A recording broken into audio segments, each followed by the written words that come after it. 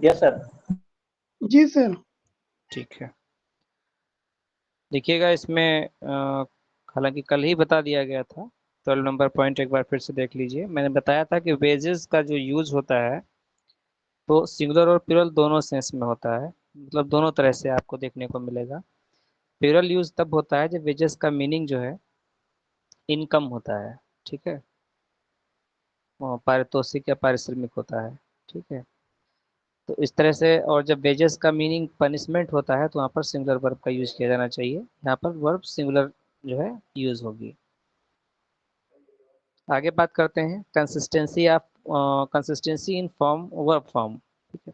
देखिए कुछ हमें ऐसे भी जो है वर्ब्स मिलते हैं, ठीक, कुछ ऐसे भी हमको नाउन मिलते हैं, ठीक है, जहाँ पर जैसे कि पेन है, मीन्स, पेन्स और मीन्स, ठीक है, इनको जो है सिंगुलर और प्लूरल दोनों तरह से यूज आपको मिलेगा, ठीक है। दोनों अलग अलग मीनिंग, दो अलग अलग सेंस में इसका यूज होता है।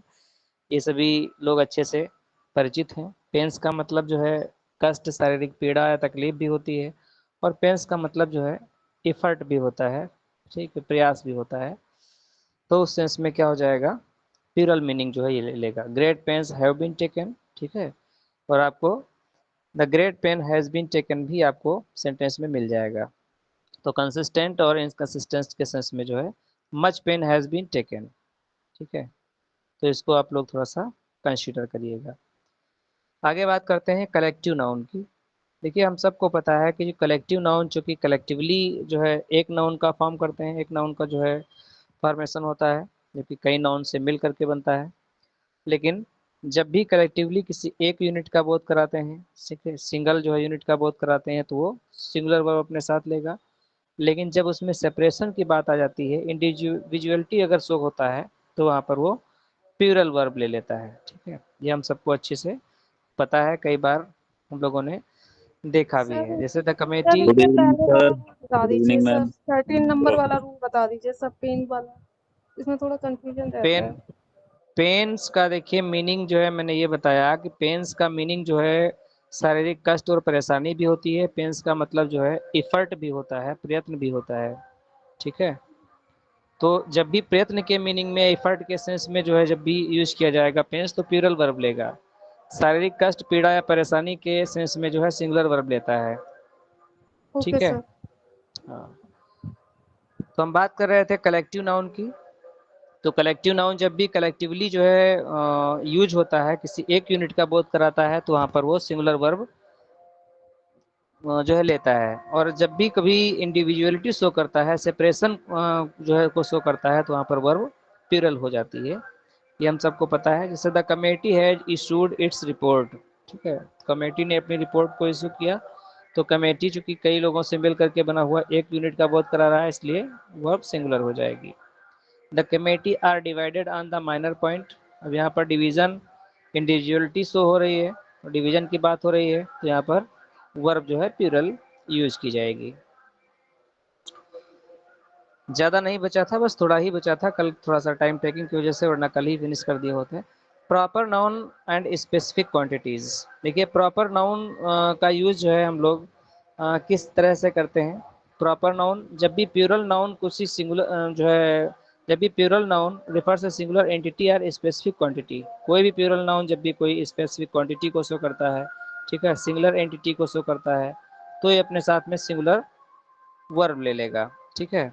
अदरवाइज वो प्लूरल वर्ब लेता है। जैसे the United states has a big navy. वैसे तो यूनाइटेड स्टेट्स जो है कई स्टेट्स इसमें शामिल हैं, तो प्लूरल होना चाहिए, लेकिन नहीं, यहाँ पर इसकी बड़ी नेवी है, ठीक है, तो यहाँ पर एक है यूनिट का बोध करा रहा है। जैसे लिखा होता है ना द 10 माइल्स, ठीक है, तो has not a long distance, एक लंबी दूरी नहीं है, is not a long distance, वहाँ पर प्लूरल वर्ब का यूज नहीं किया जाएगा, क्योंकि एक जो है डिस्टेंस का यहाँ पर बोध करवा रहा है। जैसे 50,000 रुपीज़, सॉरी 50,000 रुपीज़, ठीक है।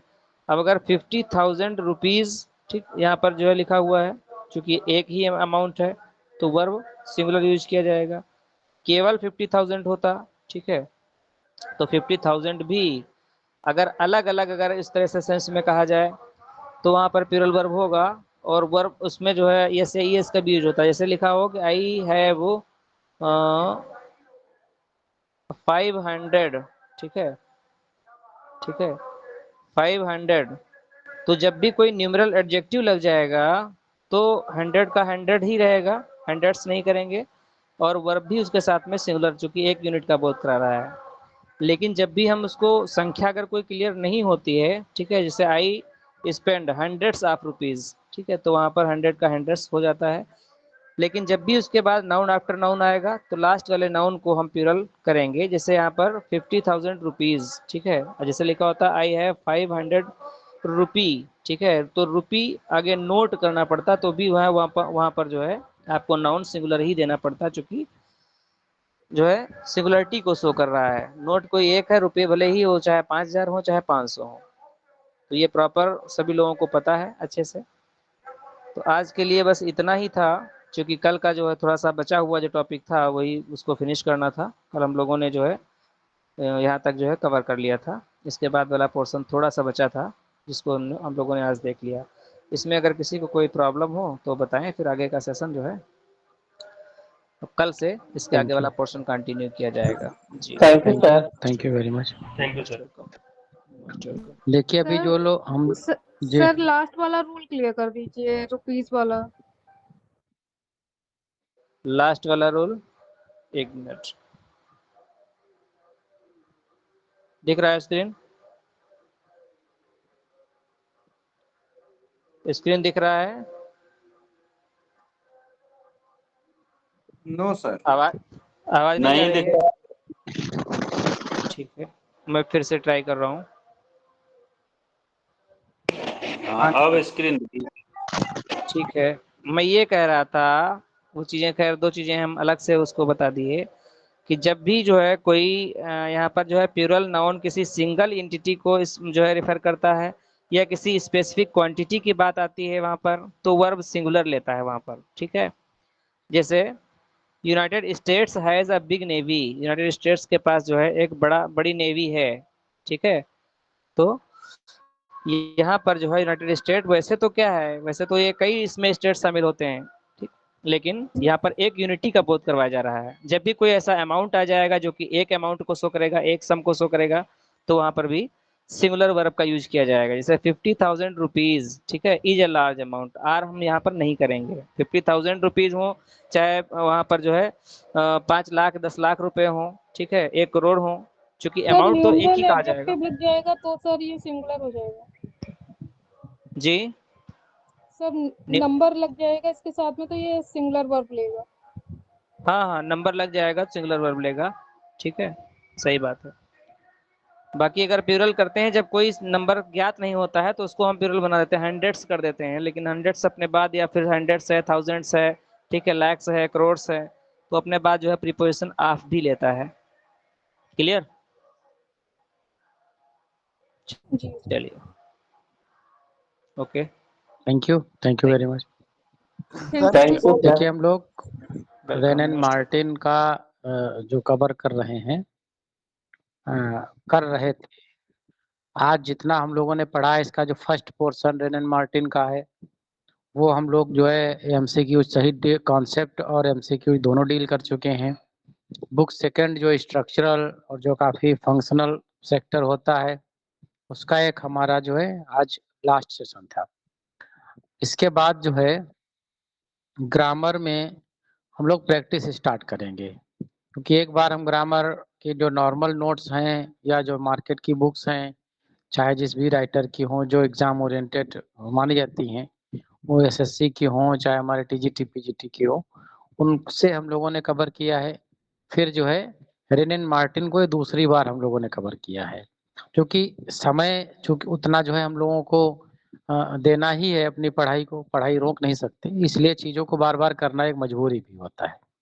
तो हम लोगों ने यहाँ तक के पढ़ाई करी है। अब जो है कुछ दिन तक के हम फिर से जो है टॉपिक वाइज एक्सरसाइज करेंगे। हालाँकि इसके पहले टॉपिक वाइज ही एक्सरसाइज हम लोगों ने 2 बार की है। अब फिर से एक टॉपिक वाइज एक्सरसाइज करेंगे हम लोग, और फिर मिसलेनियस करेंगे। तब तक हो सकता है आयोग की कोई गतिविधि आ जाए। अगर नहीं आती है तो फिर से जो है कोई एक बुक हम लेकर के उसको आगे बढ़ेंगे, फिर उसको पूरा जो है फिनिश करेंगे, तब हो सकता कुछ है। तो जब तक के एग्जाम आता नहीं तब तक हमें कंटिन्यू इसी तरह से करते रहना है। तो ग्रामर पे कल से आप लोगों को टेस्ट मिलना चालू हो जाएगा, मतलब ऑनलाइन प्रैक्टिस चालू हो जाएगी। और वोकैब पे भी उधर जीआईसी का राइटर चल रहे हैं, और जब जो है हमें ट्रेंड ग्रेजुएट का राइटर रोमांटिक एज में मिलेंगे तो हम सभी को जो है लिंक उसका शेयर कर देंगे।